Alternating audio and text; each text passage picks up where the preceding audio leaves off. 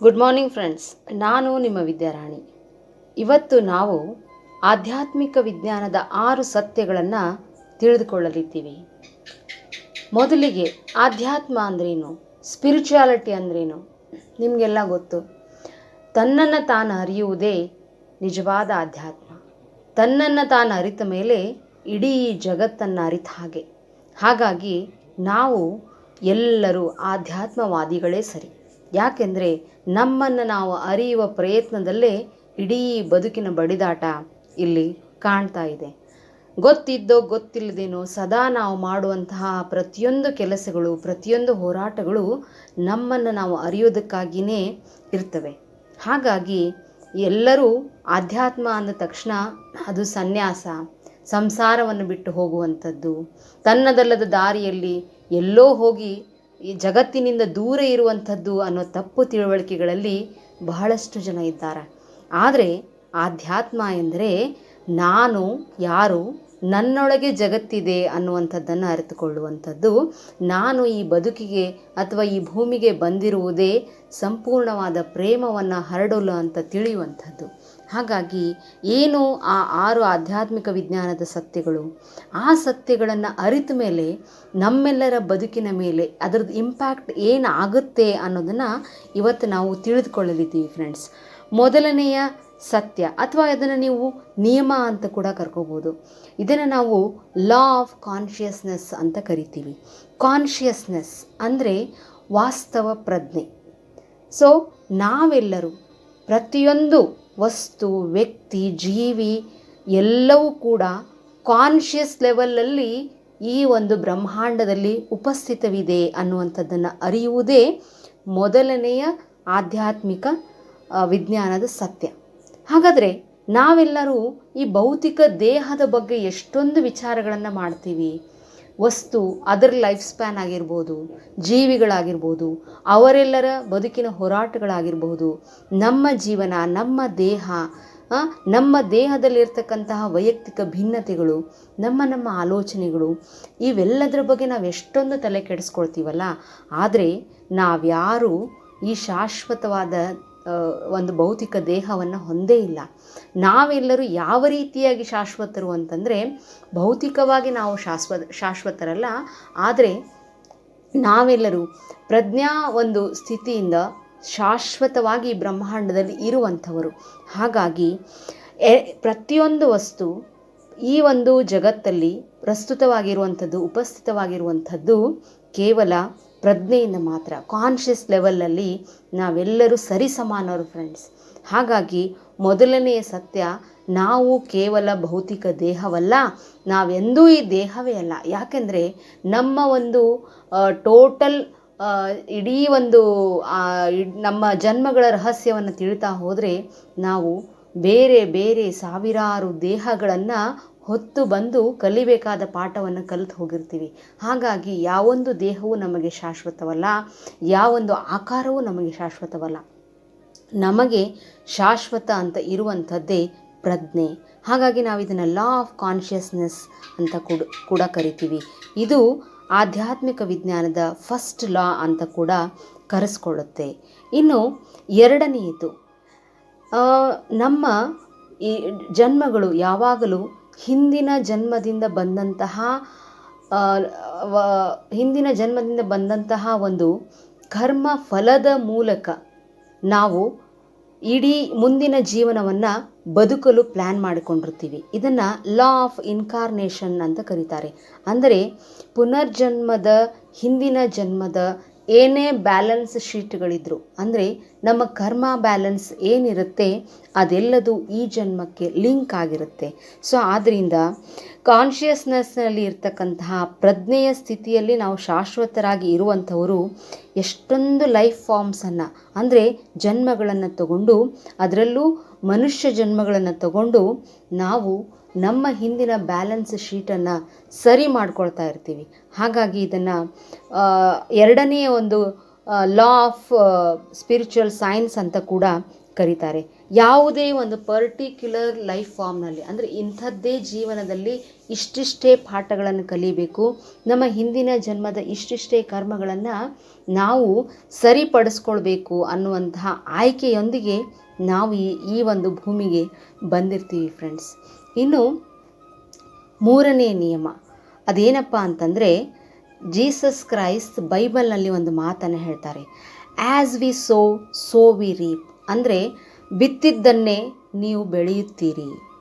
So ಇದೇ ಆಧ್ಯಾತ್ಮಿಕ ವಿಜ್ಞಾನದ ಮೂರನೇ ನಿಯಮ. ಏನು ಹಾಗಂದರೆ, ಏನು ಬಿತ್ತಿದ್ದನ್ನೇ ಬೆಳೆಯೋದು ಅಂದರೆ, ನೀವು ಯಾವ ಬೀಜವನ್ನು ಮಣ್ಣಿಗೆ ಹಾಕ್ತೀರಿ ಅದರದ್ದೇ ಸಸ್ಯ ಹುಟ್ಟುತ್ತಲ್ವೇ, ಹಾಗೆ ನೀವು ಯಾವ ಥರದ ಭಾವನೆಗಳನ್ನು, ಯಾವ ಥರದ ಕೆಲಸಗಳನ್ನು ಈ ಜೀವಿತಾವಧಿಯಲ್ಲಿ ಮಾಡ್ತೀರಿ ಅದರದ್ದೇ ರಿಸಲ್ಟನ್ನು ನೀವು ವಾಪಸ್ಸಾಗಿ ಪಡಿತೀರಿ. ಇನ್ನೊಬ್ಬರಿಗೆ ಶುಭವನ್ನು ಬಯಸಿದರೆ ಶುಭವೇ ನಿಮಗೆ ವಾಪಸ್ ಸಿಗುತ್ತೆ, ಇನ್ನೊಬ್ಬರಿಗೆ ಕೆಟ್ಟದ್ದನ್ನು ಬಯಸಿದರೆ ಕೆಟ್ಟದ್ದೇ ನಿಮಗೆ ವಾಪಸ್ ಸಿಗುತ್ತೆ. ಇದೇ ತುಂಬ ಸರಳವಾದಂತಹ ಹಾಗೂ ಸುಲಭವಾದಂತಹ ಮೂರನೆಯ ಲಾ ಆಫ್ ಕರ್ಮ. ಏನು ಅಂತಂತಂದರೆ, ಇದಕ್ಕೆ ನಾವು ಕಾರ್ಯ ಕಾರಣ ಸಂಬಂಧ ಅಂತ ಕೂಡ ಕರಿತೀವಿ. ಅಂದರೆ ಹಿಂದೆ ಮಾಡಿದಂತಹ ಕೆಟ್ಟ ಕಾರ್ಯಗಳಾಗಿರ್ಬೋದು ಅಥವಾ ಒಳ್ಳೆಯ ಕಾರ್ಯಗಳೇ ಆಗಿರಬಹುದು, ಅದರ ರಿಸಲ್ಟನ್ನು ನಾವು ಈಗ ಪಡಿತಾ ಹೋಗ್ತೀವಿ.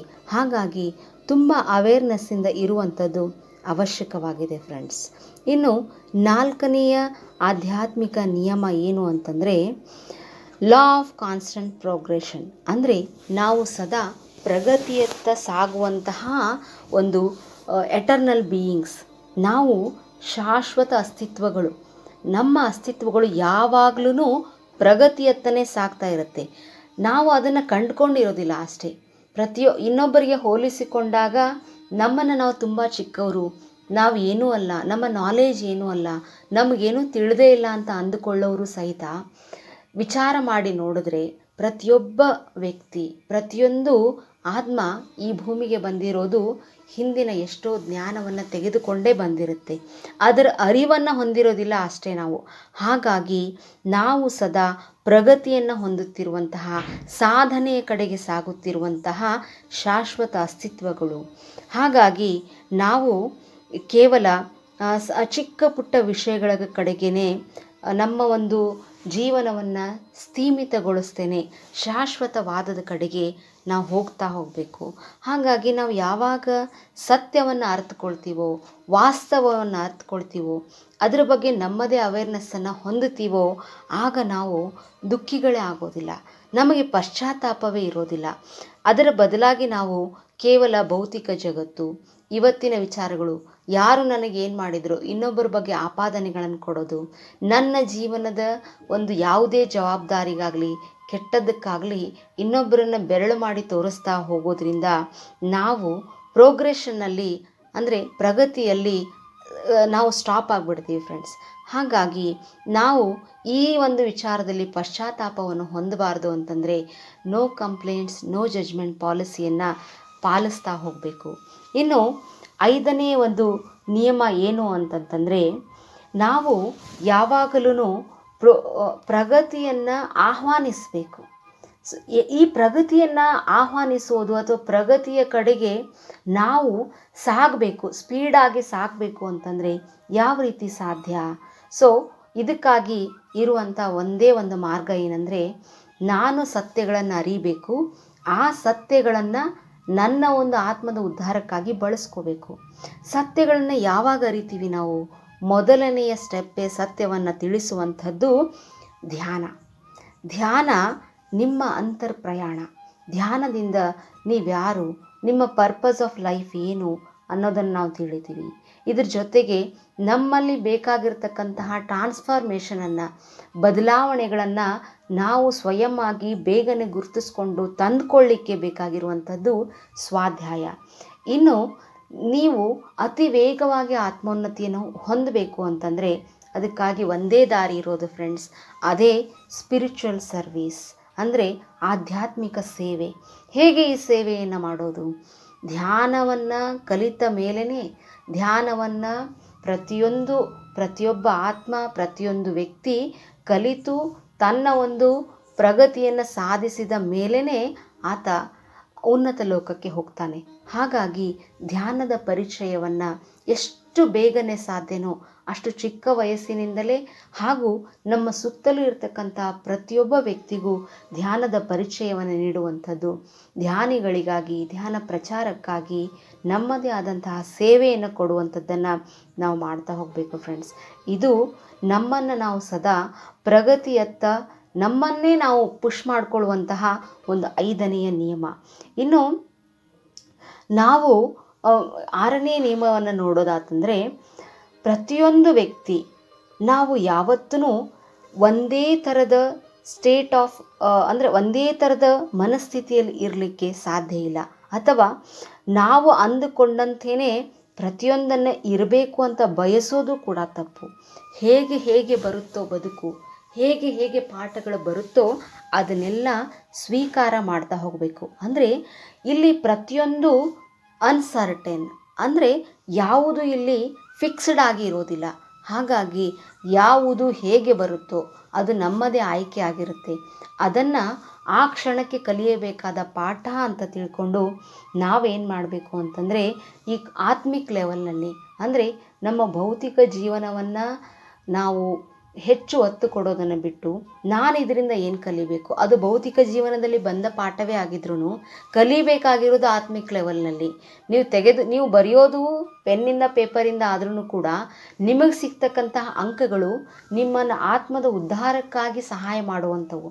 ಹಾಗಾಗಿ ಇಲ್ಲಿ ಯಾವುದೂ ಪರ್ಟಿಕ್ಯುಲರ್ ಆಗಿ ಫಿಕ್ಸ್ಡ್ ಆಗಿ ಇರುವಂಥದ್ದಲ್ಲ. ಸೊ ನಾವು ಎಲ್ಲವನ್ನು ಸಮಸ್ಥಿತಿಯಿಂದ ಸ್ವೀಕಾರ ಮಾಡ್ತಾ ಹೋಗಬೇಕು. ಪ್ರತಿಯೊಂದನ್ನು ನಮ್ಮ ಆತ್ಮದ ಉದ್ಧಾರಕ್ಕಾಗಿ ಬಂದ ಪಾಠ ಅಂಥೇಳಿ ನಾವು ಕಲಿತಾ ಹೋಗಬೇಕು ಫ್ರೆಂಡ್ಸ್. ಇನ್ನು ಮುಂದಿನ ನಿಯಮ ತುಂಬ ಇಂಪಾರ್ಟೆಂಟ್ ಆಗಿರುವಂಥದ್ದು ಏನಪ್ಪ ಅಂತಂದರೆ, ನಾನು ಆಗಲೇ ಹೇಳಿದೆ, ನಾವು ಯಾವುದನ್ನೇ ಆಗಲಿ ನಮ್ಮ ಬದುಕಿಗೆ ಸಂಪೂರ್ಣ ಜವಾಬ್ದಾರಿ ನಾವೇ ಆಗಿರ್ತೀವಿ. ಅಂದರೆ we are the creators of our reality. ನಮ್ಮ ಜೀವನದ ಪ್ರತಿಯೊಂದು ಘಟನೆ, ಫಲಿತಾಂಶ ಅದೇನೇ ಆಗಿರಲಿ ಅದಕ್ಕೆ ಸಂಪೂರ್ಣವಾದಂತಹ ಹೊಣೆಗಾರರು ನಾವೇ ಆಗಿರ್ತೀವಿ. ಹಾಗಾಗಿ ಇದನ್ನು ಲಾ ಆಫ್ ಆ್ಯಕ್ಷನ್ ಅಂತ ಕರೀತಾರೆ. ಅಂದರೆ ನೀವೇ ಎಲ್ಲವನ್ನು ಕ್ರಿಯೇಟ್ ಮಾಡಿಕೊಳ್ಳುವಂತಹ ಒಂದು ಸಾಧ್ಯತೆಯನ್ನು ಹೊಂದಿದ್ದೀರಿ ಅನ್ನೋದನ್ನು ಇದು ತಿಳಿಸುತ್ತೆ ಫ್ರೆಂಡ್ಸ್. ಹಾಗಾಗಿ ಪ್ರತಿಯೊಂದು ನಾವು ಮಾಡುವಂತಹ ಪ್ರತಿಯೊಂದು ಕೆಲಸ, ಪ್ರತಿಯೊಂದು ಮಾತು, ಪ್ರತಿಯೊಂದು ಆಲೋಚನೆ ಏನಾಗುತ್ತೆ ಅಂತಂದರೆ ಅದು ಒಂದು ಕ್ರಿಯೆ ಆಗುತ್ತೆ, ಒಂದು ಕೆಲಸ ಆಗುತ್ತೆ. ಅದನ್ನೇ ನಾವು ಕರ್ಮ ಅಂತ ಕರಿತೀವಿ. ನಾವು ಮಾಡುವ ಪ್ರತಿ ಆಲೋಚನೆ, ಪ್ರತಿ ಭಾವನೆ, ಪ್ರತಿಯೊಂದು ಕೂಡ ಒಂದು ಕರ್ಮ ಆಗಿ ಆ ಕರ್ಮ ಇನ್ಸ್ಟಂಟಾಗಿ ರಿಸಲ್ಟನ್ನು ಕೊಟ್ಟೇ ಬಿಡುತ್ತೆ. ಹಾಗಾಗಿ ನಮ್ಮ ಜೀವನದ ಪರಿಸ್ಥಿತಿಗಳನ್ನು ನಾವೇ ಕ್ರಿಯೇಟ್ ಮಾಡ್ಕೊಳ್ತೀವಿ, ಕರ್ಮವನ್ನು ಕೂಡ ನಾವೇ ಕ್ರಿಯೇಟ್ ಮಾಡ್ಕೊತೀವಿ. ಹಾಗಾಗಿ ಯಾವಾಗ ನಾವು ನಮ್ಮ ಜೀವನದ ಪ್ರತಿಯೊಂದು ಜವಾಬ್ದಾರಿಗೂ ನಾವೇ ಕಾರಣರು ಅನ್ನುವಂಥ ಅರಿವನ್ನು ಹೊಂದುತ್ತೀವೋ ಆಗ ನಾವು ಪ್ರತಿಯೊಂದನ್ನು ಅವೇರ್ನೆಸ್ಸಿಂದ ಒಂದು ಮಾತನಾಡಬೇಕಾದ್ರೆ, ಒಂದು ಆಲೋಚನೆಯನ್ನು ಮಾಡಬೇಕಾದ್ರೆ ಪ್ರತಿಯೊಂದನ್ನು ನಾವು ಅರಿವಿನಿಂದ ಮಾಡ್ತಾ ಹೋಗ್ತೀವಿ. ಆಗ ಲಾ ಆಫ್ ಕರ್ಮವನ್ನು ನಾವು ಹೇಗೆ ಬ್ಯಾಲೆನ್ಸ್ ಮಾಡ್ಕೊಳ್ಬೇಕು, ಅದರ ಮೇಲೆ ನಾವು ಹೇಗೆ ಹಿಡಿತವನ್ನು ಸಾಧಿಸಬೇಕು ಅನ್ನುವಂಥದ್ದು ಕೂಡ ನಮಗೆ ಅರ್ಥ ಆಗ್ತಾ ಹೋಗುತ್ತೆ. ಸೊ ಇನ್ನು ಕೊನೆಯ ಹಾಗೂ 6ನೆಯ ನಿಯಮ ಏನಪ್ಪ ಅಂತಂದರೆ, ನಾವು ಪ್ರತಿಯೊಂದನ್ನು ಗಿಫ್ಟಾಗಿ ಪಡೆದಿರ್ತೀವಿ. ಅಂದರೆ ಎವ್ರಿಥಿಂಗ್ ನಮ್ಮ ಲೈಫಲ್ಲಿ ಬರ್ತಕ್ಕಂತಹ ಪ್ರತಿಯೊಂದು ನಮಗೊಂದು ಪ್ರೆಸೆಂಟೇಷನ್ ಥರ. ಅಂದರೆ ನಾವು ನಮ್ಮ ಜೀವನಕ್ಕೆ ಏನು ಯಾವ ಹೊತ್ತಿನಲ್ಲಿ ಏನು ಜ್ಞಾನ ಬೇಕೋ ಅದನ್ನೆಲ್ಲವನ್ನು ಮೊದಲೇ ನಿರ್ಧಾರ ಮಾಡ್ಕೊಂಡು ಬಂದಿರ್ತೀವಿ. ಹಾಗಾಗಿ ಫ್ರೆಂಡ್ಸ್, ಯಾವ ಕಾರಣಕ್ಕೂ ಇವತ್ತಿನ ಪ್ರಸ್ತುತ ನಿಮ್ಮ ಬದುಕನ್ನು ಬೈಕೋಬೇಡಿ, ಅದನ್ನು ಹಳಿಬೇಡಿ. ಅದೆಲ್ಲವೂ ನಿಮಗಾಗೇ ಬಂದಿರುವಂತಹ ಗಿಫ್ಟ್. ಸೊ ಅದನ್ನು ನೀವು ಪ್ರೀತಿಯಿಂದ ಸ್ವೀಕಾರ ಮಾಡಿ ಅದೆಲ್ಲದರಿಂದ ನಮ್ಮ ಆತ್ಮದ ಉನ್ನತಿಗಾಗಿ ಬೇಕಾಗಿರುವಂತಹ ಅರಿವನ್ನು ಸಂಪಾದನೆ ಮಾಡಿಕೊಳ್ಬೇಕು. ನೋಡಿ, ನಾವು ಯಾವುದೇ ದೇಶದವರಾಗಿರ್ಬೋದು, ಭಾಷಿಕರಾಗಿರ್ಬೋದು, ಜಾತಿ ಧರ್ಮದವರಾಗಿರ್ಬೋದು, ಆದರೆ ನಾವೆಲ್ಲರೂ ಭಗವಂತನ ಆ ಪೂರ್ಣ ಆತ್ಮನ ಆತ್ಮಗಳು. ಹಾಗಾಗಿ ನಾವು ವೇಗವಾಗಿ ನಮ್ಮ ಆತ್ಮದ ಉನ್ನತಿಯನ್ನು ಹೊಂದಬೇಕಾದ್ರೆ ನಾವು ಕೆಲವೊಂದಿಷ್ಟು ವಿಚಾರಗಳನ್ನು ಪಾಲಿಸಲೇಬೇಕು. ಅದರಲ್ಲಿ ಮೊದಲನೇದ್ದೇ ಏನಪ್ಪ ಅಂತಂದರೆ, ನಾವು ಸಂಪೂರ್ಣವಾಗಿ ಶಾಶ್ವತವಾಗಿ ಸಸ್ಯಾಹಾರಿಗಳಾಗುವಂಥದ್ದು. ಹೌದು ಫ್ರೆಂಡ್ಸ್, ಆತ್ಮದ ಉದ್ಧಾರಕ್ಕಾಗಿ ನೀವು ಧ್ಯಾನವನ್ನು ಮಾಡುತ್ತಿರುವವರೇ ಆದರೆ ನೀವು ಧ್ಯಾನವನ್ನು ನಂತರದಲ್ಲಿ ಮಾಡಿ ಮೊದಲನೇದಾಗಿ ನೀವೆಲ್ಲರೂ ಸಸ್ಯಾಹಾರಿಗಳಾಗ್ರಿ. ಯಾಕಂದರೆ ಈ ಒಂದು ಭೂಮಿಯ ಮೇಲಿರತಕ್ಕಂತಹ ಪ್ರತಿಯೊಂದು ಜೀವವು ನಮ್ಮಷ್ಟೇ ನಮಗಿಂತ ಹೆಚ್ಚು ಮುಖ್ಯವಾದವುಗಳು. ಹಾಗಾಗಿ ಅವುಗಳನ್ನು ಕೊಲ್ಲುವಂತಹ, ಅದರ ಒಂದು ಮಾಂಸವನ್ನು ಸೇವಿಸುವಂತಹ ಹಕ್ಕು ನಮಗಿಲ್ಲ.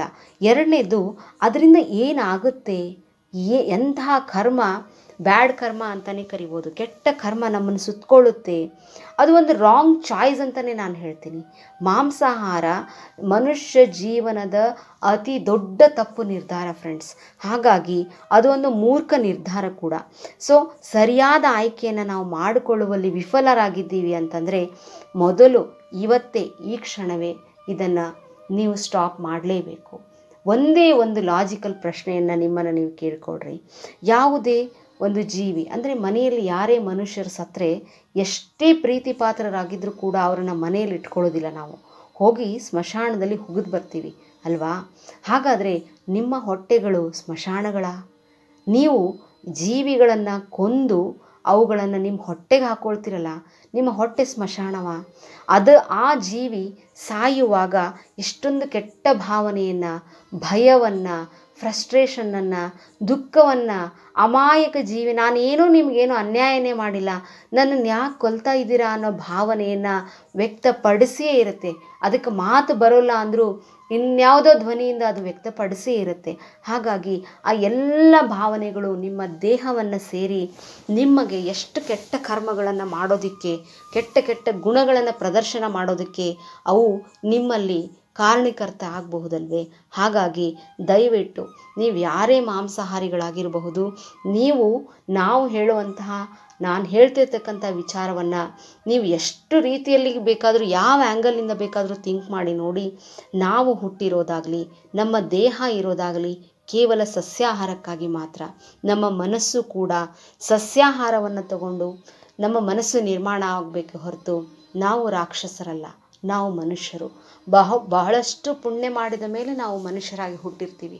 ಹಾಗಾಗಿ ನಿಮಗೆ ಗೊತ್ತಿದ್ದೋ ಗೊತ್ತಿಲ್ಲದೇನೋ, ಅರಿವಿನ ಕೊರತೆಯಿಂದನೋ, ನೀವು ನಿಮ್ಮದೇ ತಪ್ಪುಗಳಲ್ಲದೆ ಹೋದರೆ ನಿಮ್ಮ ತಂದೆ ತಾಯಿ ಅದನ್ನು ರೂಢಿಸಿದ್ದಾರಂತನೋ ಮಾಂಸಾಹಾರಿಗಳಾಗಿರಬಹುದು. ಆದರೆ ಇವತ್ತೇ ನೀವು ಅದನ್ನು ತ್ಯಜಿಸ್ಬಿಡಿ ಫ್ರೆಂಡ್ಸ್.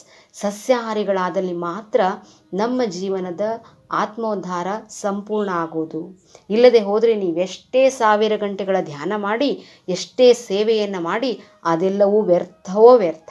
ಹಾಗಾಗಿ law of action and reaction ಅಂದರೆ ಇನ್ಸ್ಟಂಟಾಗಿ ಇವತ್ತಿನ ಒಂದು ನಾಲೆಜ್ ಏನಪ್ಪ ಅಂದರೆ, ನೀವು ಮಾಡುವ ಪ್ರತಿಯೊಂದು ಕೆಟ್ಟ ಕರ್ಮ ಈಗಲೇ ರಿವರ್ಸ್ ಆಗಿ ನಿಮಗೆ ಸಿಕ್ಕೇ ಬಿಡುತ್ತೆ.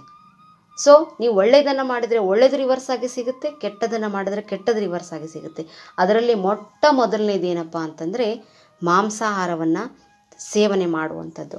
ಹಾಗಾಗಿ ದಯವಿಟ್ಟು ಎಲ್ಲರೂ ಸಸ್ಯಾಹಾರಿಗಳಾಗಿ, ಎಲ್ಲರಿಗೂ ಸಸ್ಯಾಹಾರಿಗಳಾಗಲಿಕ್ಕೆ ಪ್ರೇರಣೆಯನ್ನು ನೀಡಿ ಫ್ರೆಂಡ್ಸ್. ಇನ್ನು ಅದಕ್ಕಾಗಿ ಎಷ್ಟೊಂದು ವೈಜ್ಞಾನಿಕ ಕಾರಣಗಳಿವೆ ಯಾಕೆ ನಾವು ಸಸ್ಯಾಹಾರಿಗಳಾಗಬೇಕು ಅನ್ನುವಂಥದ್ದು. ಅದನ್ನು ತಿಳ್ಕೊಳ್ಳಿ. ಸುಮ್ಮನೆ ಯಾಕೆ ಅಜ್ಞಾನದಲ್ಲಿ ಬದುಕುವಂಥದ್ದು. ಇನ್ನು ನಾವು ಆತ್ಮಿಕ ಒಂದು ಅಂಶದವರು, ಅಂದರೆ ನಾವು ಪರಮಾತ್ಮನ ಪೂರ್ಣ ಆತ್ಮನ ಅಂಶದವರಾಗಿ ಅರಿವನ್ನು ಹೊಂದಿದ ಮೇಲೂ ಬದಲಾವಣೆ ಹೊಂದದೇ ಹೋದರೆ ಅದು ತಪ್ಪಾಗೋದಿಲ್ವೇ? ಹಾಗಾಗಿ ನಾವು ಎಷ್ಟೊಂದು ಮಲ್ಟಿಪಲ್ ಲೈಫ್ಸನ್ನು, ಅಂದರೆ ತುಂಬ ಜನ್ಮಗಳನ್ನು ಎತ್ತಿ ಬಂದಿರೋದಕ್ಕೆ ಕಾರಣ ಕೂಡ ನಮ್ಮ ತಪ್ಪು ಎಲ್ಲಿಂದ ಆಗಿರುತ್ತೆ ಅಂತಂದರೆ ನಾವು ಪ್ರಾಣಿ ಹಿಂಸೆಯನ್ನು ಮಾಡೋದ್ರಿಂದನೇ ಆಗಿರಬಹುದಲ್ವೇ?